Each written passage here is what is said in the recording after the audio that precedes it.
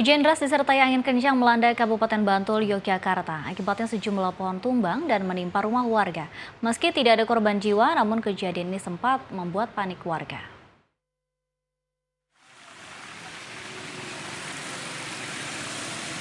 Warga dusun Gemblangan Ngentak Timbul Harjo, Bantul, panik saat hujan deras disertai angin menerjang kampung mereka. Peristiwa ini membuat satu rumah warga ambruk. Rumah yang terbuat dari kayu tersebut diduga tak kuat menahan terpaan angin. Beruntung tidak ada penghuni saat kejadian berlangsung. Peristiwa hujan deras dan angin kencang juga membuat atap rumah warga rusak. Sejumlah atap rumah yang terbuat dari seng ini berterbangan akibat tersapu angin.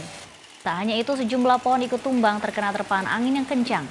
Salah satu pohon sempat menimpa kabel listrik dan kabel telepon tidak jauh dari rumah warga. Warga pun panik karena sempat muncul percikan api. Setelah hujan mereda, warga yang dibantu petugas BPBD membersihkan pohon yang tumbang dan puing-puing rumah warga.